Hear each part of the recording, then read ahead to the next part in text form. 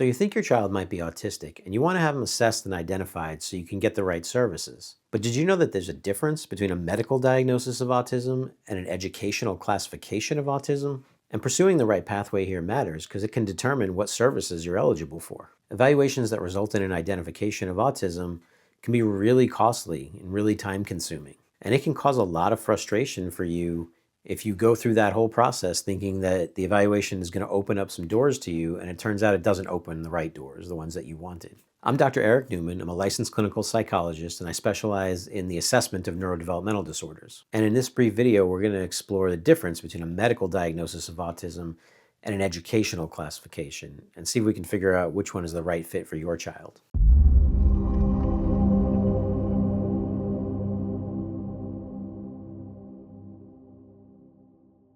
Children with autism spectrum disorder are often able to qualify for medical interventions, government assistance programs, and educational interventions, but the method of identification and documentation that you need are different depending on what it is you're looking for. You'll need either a medical diagnosis or an educational classification. So let's start with a medical diagnosis of autism spectrum disorder.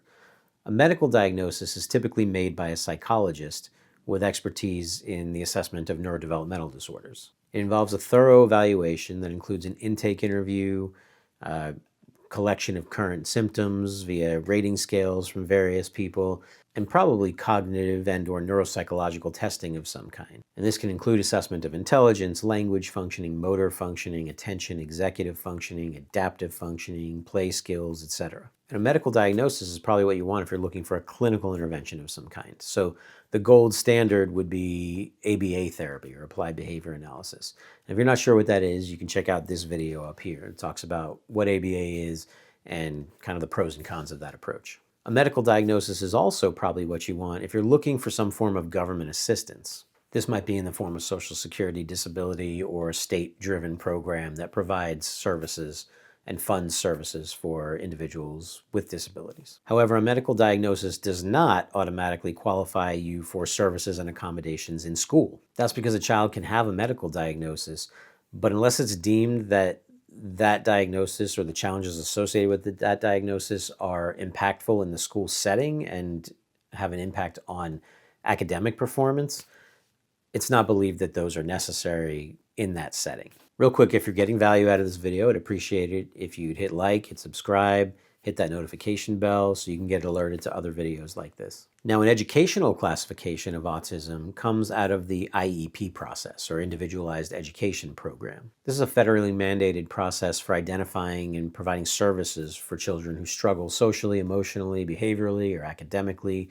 in ways that impact their school functioning. So in order to pursue this route, you'll have to request an evaluation through your school district, and then your IEP team will get together and determine eligibility under any number of disability classifications, of which autism is one. Then if you qualify for an IEP, you'll be provided with services and accommodations accordingly.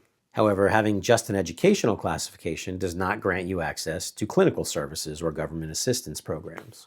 So the reality is that many parents end up pursuing both a medical diagnosis and an educational classification for their children.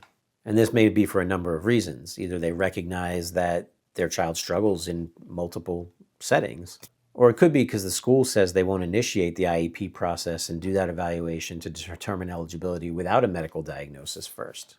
Or it could be because they want to seek government assistance later on, even though all they needed was educational support early on. So you don't necessarily need both a medical diagnosis and an educational classification, but which one you need, or if you need both, really just depends on what services you're looking for.